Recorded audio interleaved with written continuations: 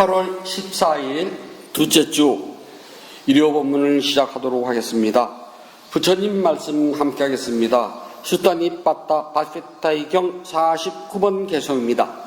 무릇 집착하는 바가 없고 완전하게 깨달아. 무릇 집착하는 바가 없고 완전하게 깨달아. 의혹 없이 불사의 경지에 도달한 사람. 의욕 없이 불사의 경지에 도달한 사람. 그를 나는 브라만이라고 부릅니다. 그를 나는 브라만이라고 부릅니다. 무릇 집착하는 바가 없고 완전하게 깨달아 의욕 없이 불사의 경지에 도달한 사람. 그를 나는 브라만이라고 부릅니다. 무릇 집착하는 바가 없고 완전하게 깨달아 의욕 없이 불사의 경지에 도달한 사람. 그를 나는 브라만이라고 부릅니다. 편하시십시오. 부처님은 계속해서 바시타 바라문에게 고귀한 신분은 무엇을 말하냐면은 출생에 의한 고귀한 신분을 말하는 것이 아니라 집착이 없다는 것은 여기서는 권력, 재물, 명예 등등을 말합니다. 또는 영생이라든지 그 어떤 집착도 없는 사람, 깨달음을 성취하고 여기서는 육체의 죽음이 아니라 그냥 불사 그러면은 우리가 말하는 니빠나의 경지에 도달한 사람만 고귀한 신분이라고 말할 수가 있다고 부처님께서는 가르쳐 주십니다. 세상에서 무서운 게 뭘까요?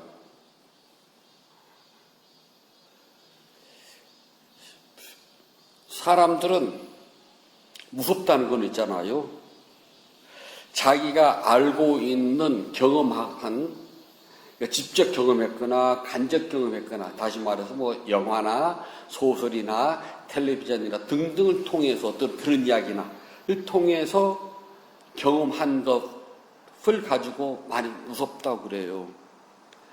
얼마 전에 강남에 물난리가 났잖아요.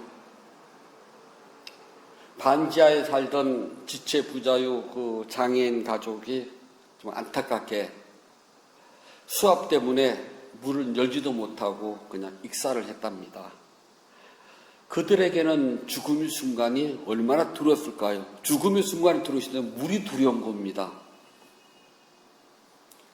그래서 우리는 비가 오고 바람이 불면은 물을 무서워하고 바람을 무서워한답니다. 비도 슬금슬금 오고 바람도 을씨년스럽게 불고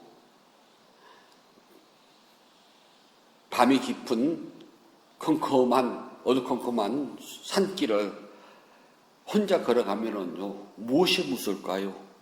사람에 따라서 무서운 것이 다 다르답니다.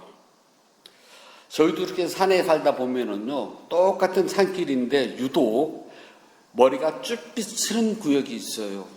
혹시 산을 많이 다녀보셨으면은 그런 거 느낀 적이 있어요?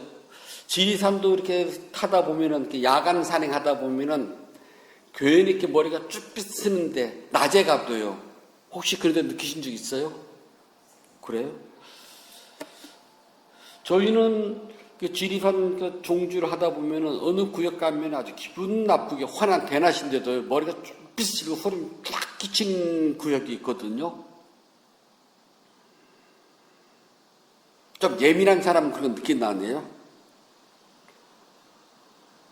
똑같은 집에 들어가도요, 어떤 사람은 아무렇지도 않은데 어떤 사람은 그 집에 들어가는 순간 소름도 쫙 끼치고 막 쭉 비치고 그런 사람도 있다고 그래요. 다 다르답니다. 그래서 무섭다고 하는 것은 느끼는 사람마다 다 달라요. 산길을 걷다 보면은 호랑이가 무섭다고 그러지만은요, 안타깝게도 우리 이강산에서는 호랑이가 멸종돼가지고 호랑이 안 무서워요. 그래서 요즘은 이제 산길을 걷다 보면은 멧돼지가 많아요. 근데 멧돼지는 있잖아요. 사람이 먼저 기척 소리를 내거나 또는 이렇게 불빛을 비추면 알아서 피해요. 사람하고 직접 부딪히지 않거든요. 그리고 모든 우리나라 야생동물들은 사람과 직접 부딪히는 걸 꺼려해요. 다 알아서 피해가더라고요. 그래서 뭐 별로 야생동물은 내가 저놈을 잡겠다고 뭐 하지 않는 다음은 먼저 이렇게 조심하면은 괜찮아요.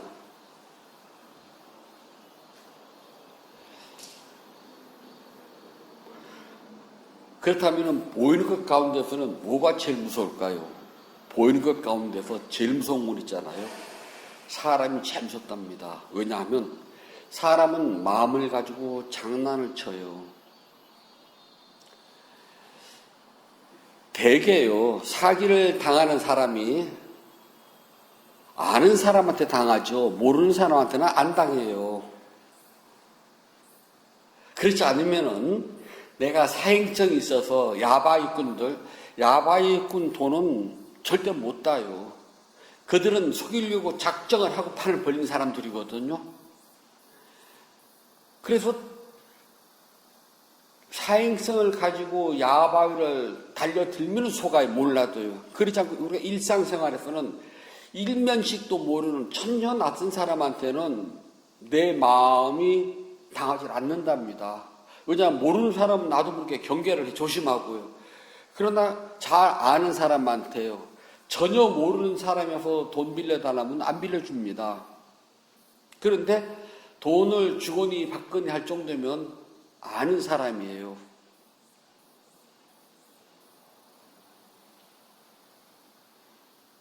어떤 분이 저한테 전화를 했어요. 인도네시아에서 사업을 하고 싶은데 뭐 아는 사람 있으면은 좀 소개시켜달라고. 본인이 왔더니 자기도 다른 사람 부탁받아서 했다고. 그분이 누군 줄 알고 제가 소개를 해줍니까?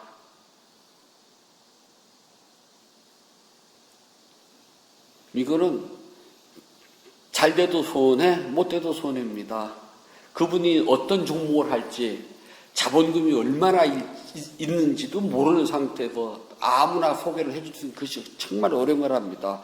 더더군다나 내가 놀러 가는데 혹시 뭐 안 해줄 사람 있을까요? 라면 그것도 생각해볼 문제인데 그분이 지금 한국에서 돈을 싸질무지고 가서 거기 가서 지금 업을 벌리는 판인데 자칫해가지고 돈 다 털리면 항상 해외에서 사업할 때 사기치는 사람이 한국 사람 치지 외국 사람 안 칩니다. 왜냐하면은 나는 그 나라 실정도 모르고 그 나라 언어도 잘 읽지 않는데 옆에서 나 도와주던 한국 사람은 같이 말이 통하는 한국말이고 그 시점 잘 압니다. 제가 짧지만 해외에 살아본 결과 사바로 가서 등치는 사람이 한국 사람입니다. 차라리 거기에 한국어 학생들 많으니까 그 학생들 아르바이트를 사가지고 통역을 시키는 게 100번 나아요. 어떤 아이템을 가졌는지, 어떤 종목에 투자를 할 건지, 자본금이 얼마나 될지 모르는 상태에서 저 겁나서 못해요. 그리고 말았거든요. 왜 그럴까요? 사람은 눈, 귀, 코, 입이 욕심을 따라가는 순간요, 마음이 변해요. 그래서 사람의 마음을 가지고 놀아요. 그게 제일 무섭답니다. 그리고 제일 흉악한 인간이 마음 가지고 장난치는 사람이 제일 흉악해요. 그래서 우리가 다른 말로는 뭐라냐면 희망 고문이라는 게 있답니다. 안 된 줄 뻔히 알아요. 그런데 또 한 줄기 희망을 놓지 못하고 뭔가 막연히 기다려봐요. 그것처럼 무서운 게 없답니다. 복권을 사는 것도 일종의 희망 고문이라 합니다. 당첨되겠지. 하지만 이거는 사람 대 사람끼리 하는 것이 아니라 사람과 물건이거든요. 그래서 복권 사는 사람들이 100% 된다는 보장 아무도 안 해요. 그냥 커피 한 잔 사 먹었다고 생각치고 사가지고 일주일을 행복하게 지나가는 것 뿐이랍니다. 안 되면 커피 한 잔 마셨어. 그래도 되거든요. 그런데 사람과 사람이 직접 만나서 맞닥뜨리면요, 마음을 가지고 장난치는 사람, 그러면 한쪽은 희망 고문을 당해야 돼요.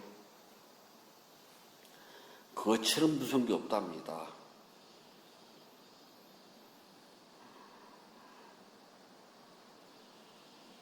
그래서 어떤 일이 있어도 사람 마음 가지고 장난치지 말아야 돼. 괜히 사람 이렇게 떠보는 사람들 있잖아요. 이렇게 달아보고 저렇게 달아보고 해가지고 그냥 하면 될 일이지 왜 사람을 이렇게 달아보고 이리 떠보고 저리 떠보고 줄 듯 말 듯 할 듯 말 듯 진짜 기분 되게 나쁘거든요. 그런 말을 말든가. 그렇게 마음 가지고 장난치는 사람 꼭 믿길 걸어요. 이거 줄게, 이거 해줄게라고요. 그래 놓고 나서 그걸 다 달아봐. 이렇게 달아보고 저렇게 달아보고 하다가 자기 빼먹을 거 다 빼먹으면 어느 순간에 어저께 뉴스 보니까 나왔대요. 누가 나와서 기자에 울면서 이 새끼 저 새끼 하는 사람 자기 밀어줬다고. 사람 마음 가지고 장난친 거잖아요. 그 사람 마음 가지고 장난친 사람하고는 아예 상종하지 말아야 돼요. 저는 그 원칙을 철저히 세웠답니다. 마음 가지고 장난하는 사람하고는 아예 상종하지 말자. 차라리 부처님께서 말씀하셨답니다. 무소의 불처럼 혼자서 가는 게 나아요. 부처님 법을 바로 알고 진실로 도닦음을 통해서 알아차림이 능숙한 불자는요, 사람의 마음을 있는 그대로 보지 마음을 가지고 장난을 치거나 미혹하게 만들지는 않습니다. 그래서 불자들은 언제나 진실한 말, 진실어, 항상 같은 말, 여실어를 한답니다. 그래서 이랬다 저랬다 말하거나 사람 마음을 떠보거나 변덕을 부리거나 그러지 않아야 돼요.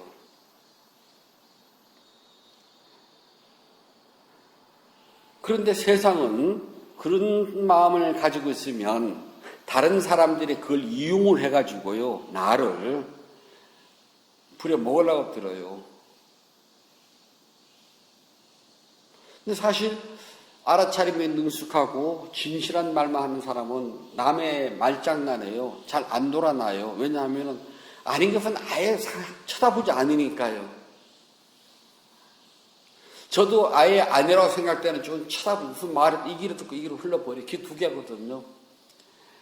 나이가 들고 어느 조직의 장이 되고 좀 관리하고 그러잖아요. 그러면 귀 두 귀로 들어서 입으로 나오면은요, 머리가 아파져요. 어른이 됐다는 것은 귀로 들어서 귀로 내보내서 어른이 된 겁니다.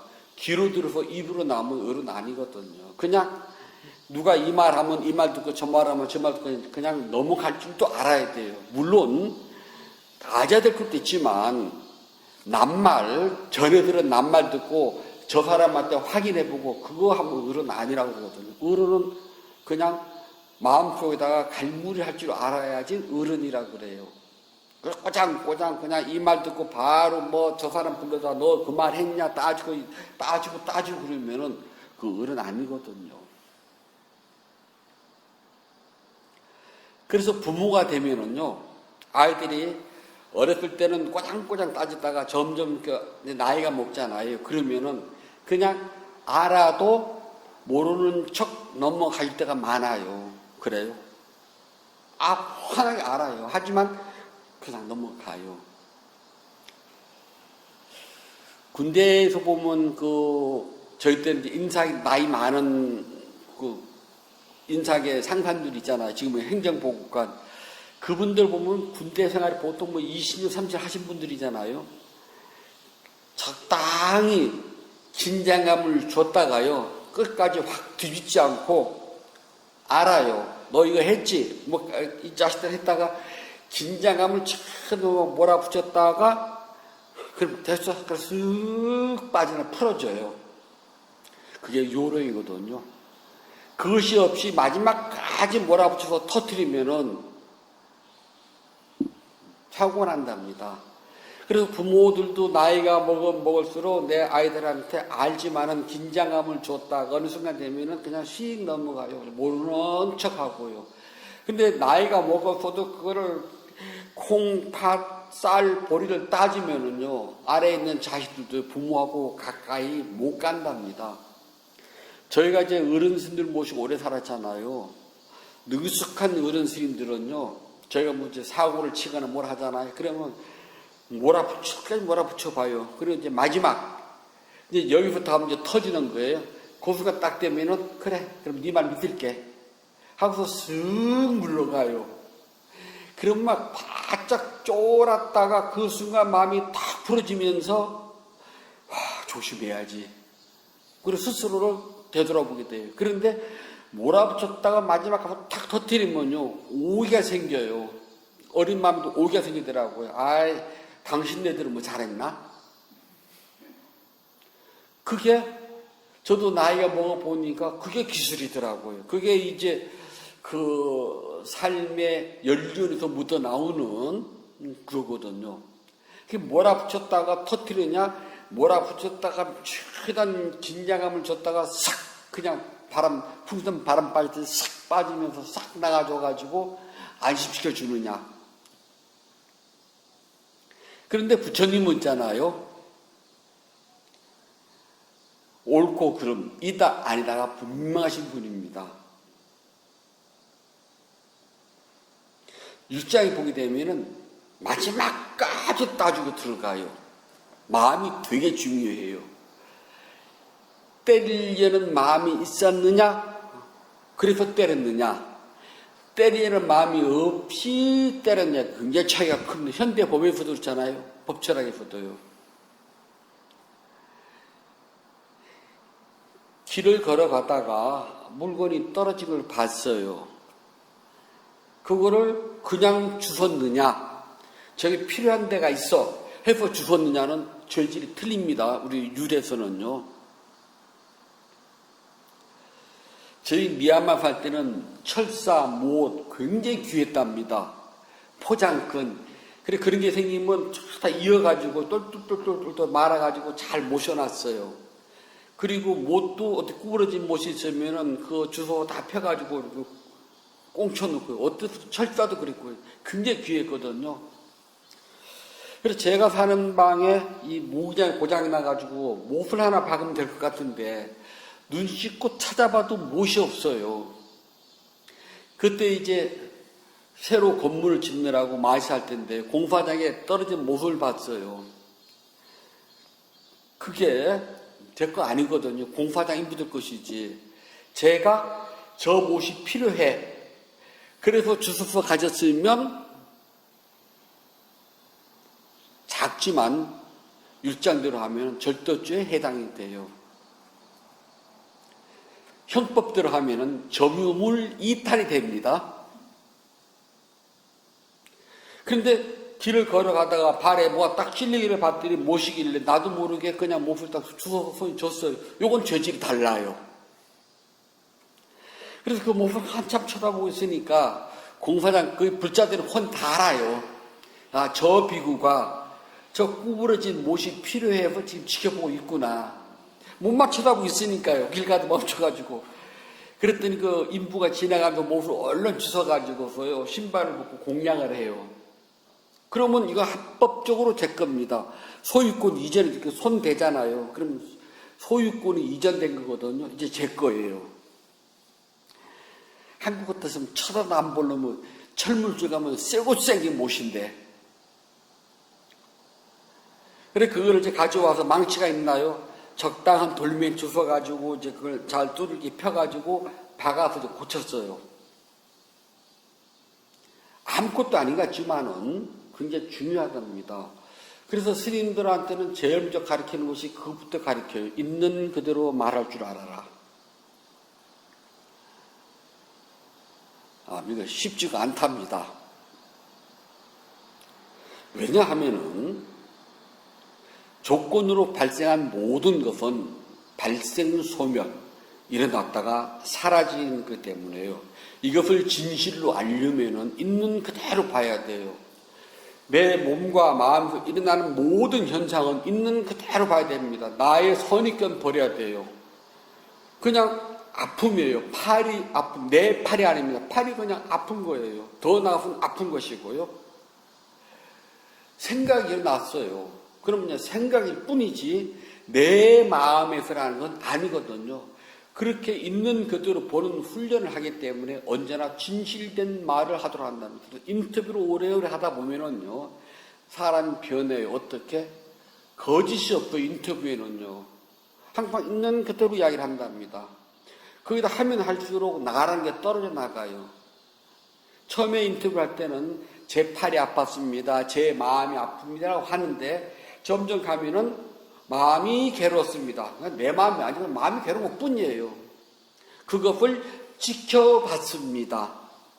그랬더니 마음이 과거로 회귀했다가 어느 시기에 과거로 갔다가 그 과거를 보고 제가 아팠습니다. 괴로웠습니다. 그래서 나는 이러이러한 생각 절차를 이렇게 되면서 알아차렸을 때 이것이 사라졌습니다. 사라진 다음에 마음은 평온해졌습니다. 그래서 있는 그대로 보고를 하기 때문에 진실어, 여실어만 하도록 반복된 훈련을 계속 한답니다. 그래서 수행을 오래 하면 할수록 거짓말을 하거나 실없는 말을 하거나 그런 말을 잘 안 해요. 그냥 있는 그대로 이야기를 해요. 왜냐하면 모든 것은 영원하지 않고 일어나고 사라지는 줄 알기 때문에 그렇습니다. 법을 있는 그대로 바르게 보고 즉 일어나고 사라지는 것을 있는 그대로 볼 줄 아는 불자는요 시간을 기다릴 뿐이에요. 그래서 이걸 보고서 뭐냐면 까람 시간이거든요. 그 다음에 깐따띠 기다린다는 소리입니다. 시간을 기다려요.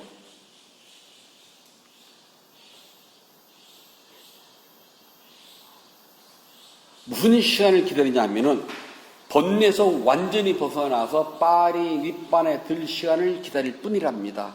오늘 제가 아침에 올려드린 거 보게 되면은 계속 이렇게 알아차리다 보면은 찰나 삼매가 이루어져서 그 찰나의 모든 집착, 다시 말해서 탕화가 사라지는 것을 안다고 그러잖아요. 이것이 쌓이면 어느 날 진짜 닛바나를 얻게 돼요. 그러니까 여러분들 모두가 다 아주 옅은 다 경험을 했어요. 찰나 삼매에 의해 가지고 생각이 사라지고 생각 망상하다 어느 순간 망상이 탁 사라지잖아요. 완전히 다. 그런 적 없었어요? 있었잖아요. 다들요. 그게 자꾸 쌓이면 어느 순간에 본격적인 큰 닛바나에 자동으로 들어갈 수가 있답니다. 그 시간을 알아차림을 하는 우리 불자들은 기다리면 돼요. 쌓을 만큼 쌓으면요 자동적으로 이루어집니다. 석수들이 예전에 절을 질 때는 이제 지금은 다 공장 가져오는데 예전에는 이제 드잡이라고 그래야 축대 쌓는 분 드잡이라고 그러거든요. 그분들이 오면 석수가 따라와요. 그래서 돌을 놓게 되면은 석수가 돌을 깨거든요. 지금에서는 계곡에서 돌 마음대로 채취를 못 하잖아요. 근데 예전에는 그냥 뒷산에 가서 바위도 깨고 계곡에서 바위 깨가 다 옮겨서 축대 쌓고 했거든요. 그러면 그분들이 석수가 오면은 매번 이렇게 조그맣게 구멍을 뚫어요. 그 다음에 조그마한 쇠, 그 야라 그러더라고요. 그거를 촘촘 바꿔서 위에서 망치로 땅 때리면 계속 가면은 어느 순간에 그냥 결 따라서 돌이 쫙 갈라지거든요. 바로 수행은 그거와 같습니다. 처음에는 생짜배기 바위돌에다가 정으로 때려가지고 구멍을 조그맣게 파는 거예요. 그 구멍을 팔 때까지 파야 돼요. 한두 개 파서 안 되거든요. 내가 자르고자 하는 때까지 구멍을 팝니다. 일정 간격으로요. 그리고 거기다 조그마한 쇠를 박아요. 정을요. 그리고 나서는 망치로 힘을 조절해서 전부를 다 균일하게 두들겨 줍니다. 그렇게 두들기다 보면은 어느 순간에 어느 한 군데를 딱 때리는 순간 저절로 반이 쫙 깨져요. 다 안 때려둬요. 수행은 그거와 같아요. 조금만 기다리면은 번뇌가 다한 사람, 다시 말해서 죽음을 기뻐하지도 않고 영원히 산다는 삶도 기대하지 않습니다. 그냥 알아요. 생명적인 모든 존재는 죽음을 끄시되 일부러 죽음을 기다리진 않아요. 왜냐하면 죽음은 기다린 데서 온 게 아니거든요. 영원히 살기를 기다린다고 해서 영원히 살지도 못해요. 죽음은 언제 어디서 어떤 방식으로 나에게 올지 모른답니다. 단지 이 목숨이 닿을 때까지 할 수 있는 건 알아차림만 할 뿐이에요. 그러다가 죽는 순간 죽음하고 알면 된다는 겁니다.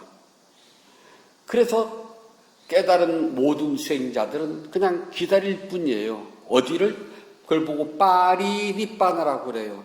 살아생전에 내가 모든 번뇌가 소멸한 경지에 들어가느냐 니빠나 그래요.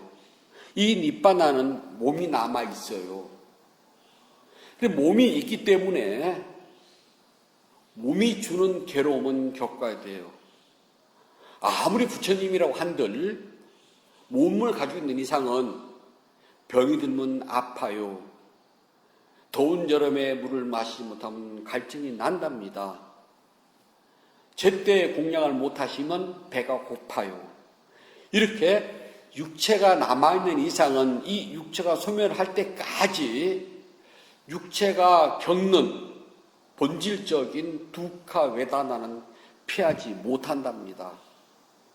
어떻게 수행 그렇게 오래 한 사람이 아플 수가 있어? 아파요. 그렇게 수행을 열심히 잘했는데 그렇게 복을 많이 줬는데 어떻게 다칠 수가 있어? 다쳐요.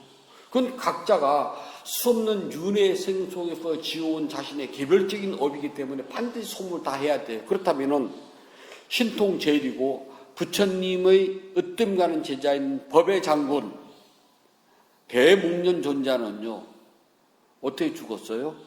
외도들한테 맞아 죽었잖아요. 부처님의 상수제자인 법의 왕자 사리푸트라 존자는요 고향 땅에서 자기 시자 하나 데리고 그냥 쓸쓸하게 죽어요. 그래서 이 몸은 수없는 윤회의 생 속에서 내가 지은 업의 결과를 그대로 받기 때문에 이 업의 이 몸 두 칸은 못 피합니다. 하지만 마음은 더 이상의 집착에 매달리지 않아요. 집착에서 벗어난 것 이걸 보고 밑바나라고 그래요. 그래서 우리는 수행을 하게 되면은 부처님이 아니니까 수행하면서 순간 찰나에 니빠나를 착하닥 하고 나와요. 찰나 니빠나를요. 그 순간은 모든 집착에서부터 자유를 얻어요. 그러나 나오면은 현실 생활은 나로 하여금 몸과 마음에서 고달픔을 겪더라도 끊임없이 바와 하나 모으고 쌓고 하는 것 뿐이에요. 그런데 마지막에 이 몸이 육신이 죽어 없어지면은 그걸 보고서 빠리 열 밑바나 그래요. 대열반. 이제 몸까지 완전히 다 벗어버렸으니까 더 이상 이 몸이 주는 고통은 받질 않아요. 그래서 몸이 주는 고통이 남아있는 이상은요, 우리 모두는 몸에서 받는 고통, 몸, 까야, 고통, 두카, 까야 두카는 절대 못 피한답니다. 그래서 부처님 이걸 보고 뭐라 하냐면은 낮 동안 열심히 일한 노동자가 저녁이 되면은 임금을 받기 위해서요 주인을 기다려요. 간조해야 되잖아요. 그거와 똑같답니다. 여러분들이 아무리 수행을 열심히 하고 또 열심히 해도 이 몸이 있는 이상은 몸이 주는 괴로움은 절대 못 피해요. 그 다음에 나이가 들어가면은요 젊은 날 내가 살았던 나의 삶의 환경, 나의 삶의 조건, 나의 삶의 태도가요 그대로 나타나요. 또는 가족의 업에 의한 유전적 질환 다 받아야 돼요. 그거는 그 기간을 보고 뭐라 그러느냐, 낮에 열심히 일한 노동자가 임금을 받기 위해서 저녁에 주인을 기다리고 왔다. 우리 모두 주인 기다린답니다. 두 가지예요. 하나는 파리 밑바나를 기다리는 깨달은 사람, 또 하나는 죽음을 기다리는 그냥 중생, 둘 중에 하나거든요. 나는 어디에 속할까요? 한번 생각을 해봐요. 나는 생사윤회라고 하는 그냥 단순히 죽음을 기다리는 노동자인지 아니면은 파리 밑바나를 기다리는 수행자인지 선택은 자신이 한답니다. 누구나가 이렇게 기다리고 있는데요. 우리 모두는 자신의 삶의 조건에 따라서 삶이라 하는 시계 바퀴가 굴러가는 대로 기다릴 뿐이랍니다. 이렇게 있는 그대로 알아차리고 자신의 삶을 담담히 받아들이는 수행자는 다른 사람이 마음을 가지고 장난을 친다 그래도 그 장난에 안 넘어가요. 마치 큰 호수가 작은 바람에 요동치지 않는 것과 같답니다. 일단 요행수를 바르지 않아요. 내가 살아온 삶의 환경을 알고 내가 해놓은 걸 알기 때문에 그 이상은 바래봤자 안 된다는 걸 뻔히 알아요, 우리. 그거 더 바라면은 희망 고문이 돼가지고요. 그때부터는 어떤 마음이든지 나에게 다가오면은 마음이 장난을 쳐요. 어떤 시골절에서 살 때인데요. 그 절 뒷산에 고압전선이 지나가요. 그 절 주스님이 그게 늘 못마땅했거든요. 근데 어느 날 저녁 무렵에 누가 와가 절에서 자면서요. 무슨 이야기를 하면서 차를 한 잔 먹는데 자기가 서울 강남에서 엄청난 부자라고. 그리고 막 정계인이 어디 아는 사람 무지하게 많다고 하면서 스님을 치는데 제가 가만히 봐도 그 정도 돈이 있고 그 정도 되는 사람이 이런 데 와서 근데 한순간 주스님이 확다닥 넘어갔어요. 극진이 되긴 했답니다. 자기가 타게 되면은 이까지 옮길 수 있다고. 그래서 제가 스님 이거 옮기면은 이게 국가 기관 사업인데 이거 전신주 하나 옮길 것 같아. 노선 전체를 다 옮겨야 돼. 그렇잖아요. 노선을 다 옮기려면은 우리는 저 하나가 왼수지만은 저걸 옮기려면은 몇 개를 옮겨서 방향을 틀어야 되는데 그 돈이 한두 푼 들어갈 것 같아? 그게 쉽고 같냐고. 하루도 아니라는 거야. 해준다고. 괜히 그렇게 사기꾼에서 당하면 스님 맘만 아파. 아니나 다를까?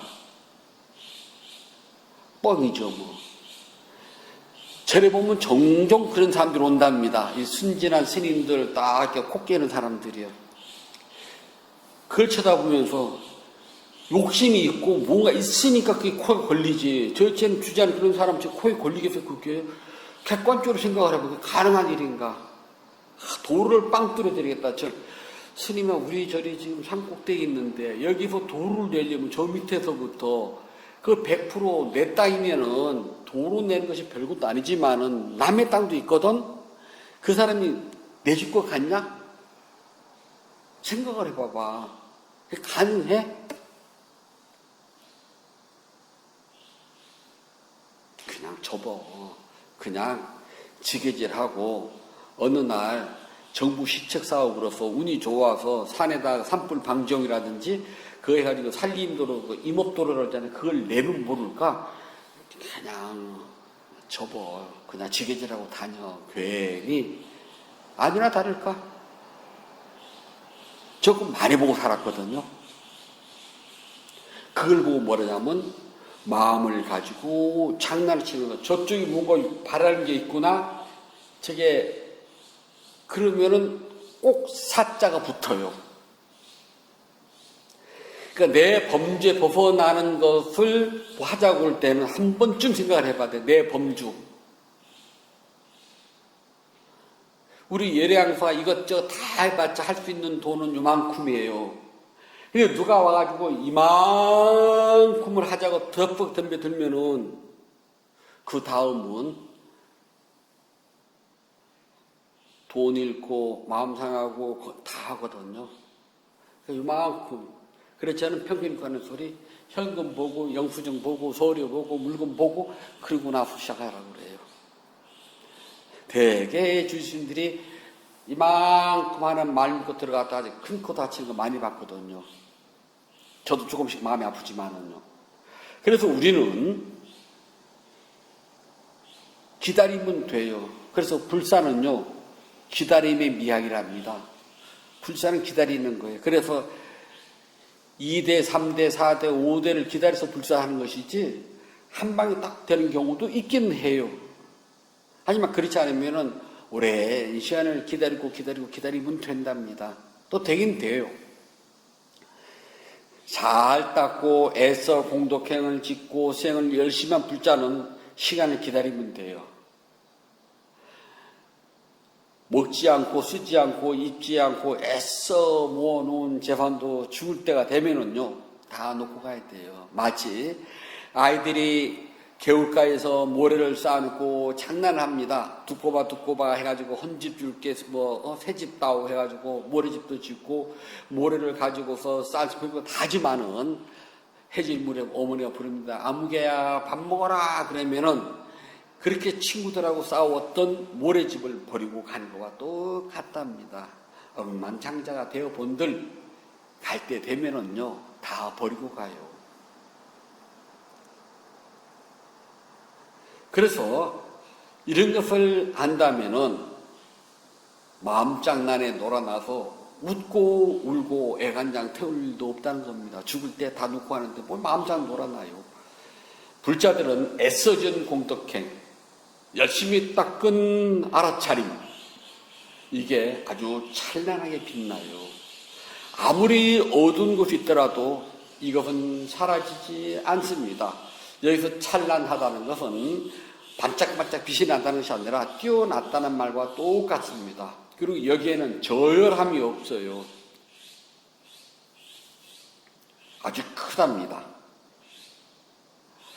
보통 모르는 사람들은 그게 무슨 도움이 되겠냐고, 네가 이렇게 제일 열심히 다녀서 수행하고 보시 공덕행을 하는데 너한테 무슨 도움이 있니? 그냥 네 밥이나 사 먹고 네 옷이나 사 먹고 할 일이지.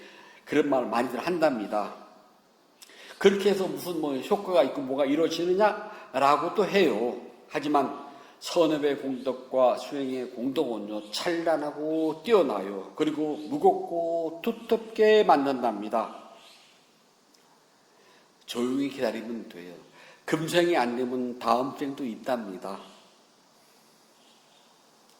기다리면 내가 뿌린 것만큼 거두는 것이 아니라 뿌린 거에 더하게 해가지고 더 많은 것을 얻게 된답니다. 수행 역시 깨달음의 성취가요, 재촉한다고 보질 않아요. 대개 수행을 조금 하다 보면은 조급증이 나요. 천천히요, 천천히.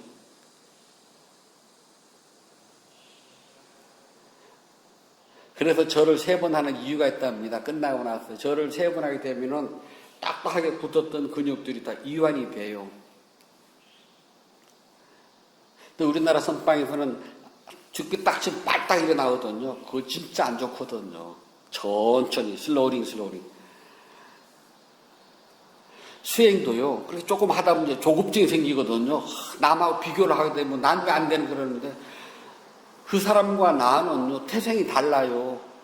그렇기 때문에 절대 비교하지 말아요. 수행은 비교하는 게 아니랍니다. 공덕행도 비교하는 게 아니에요. 그 사람은 그 사람 능력대로, 나는 나의 능력대로 하기 때문에 남과 비교를 하게 되면은 공덕행도 못 짓고 수행도 못 해요. 그냥 기다리면 돼요. 그러면은 없어지지 않고요, 내가 짓고 내가 닦은 것은 모두 나에게 다 돌아온답니다. 하나도 안 빠져. 그것이 악업이라면 악업은 지은 대로, 선업이라면 선업 역시 지은 대로 나에게 다 돌아온답니다. 단 돌아올 때는요, 다르게도 나타나요. 그걸 우리가 이숙식이라고 그래요. 다르게 나타나요. 그래서 이숙식이든 저숙식이든 모두가 다 나에게 다 나타난답니다. 어떻게 나타나도 다 나타나니까 조금만 기다리시면 돼요. 그래서 불자들은요, 기다릴 줄 아는 사람이랍니다. 기다리면 돼요. 조급하게 마음 먹지 말고 기다리면은 내가 지은 공덕행과 내가 닦은 수행은 모두 나에게 되도록 온다는 것을 잊지 마십시오. 그것은 찬란하고 빛나고 무겁고 두텁답니다. 부처님께서 말씀해 주셨습니다. 수타니빠따 바스타이경 50번 개성입니다. 이 세상에서 공덕이나 악한 행위 어느 것에 대한 집착도 버리고, 이 세상에서 공덕이나 악한 행위 어느 것에 대한 집착도 버리고 근심 없이 티끌 없이 깨끗한 사람, 근심 없이 티끌 없이 깨끗한 사람, 그를 나는 브라만이라고 부릅니다. 그를 나는 브라만이라고 부릅니다. 이 세상에서 공덕이나 악한 행위 어느 것에 대한 집착도 버리고 근심 없이 티끌 없이 깨끗한 사람, 그를 나는 브라만이라고 부릅니다. 이 세상에서 공덕이나 악한 행위 어느 것에 대한 집착도 버리고 근심 없이 티끌 없이 깨끗한 사람, 그를 나는 브라만이라고 부릅니다. 8월 14일 둘째 주 일요 본문을 마치도록 하겠습니다.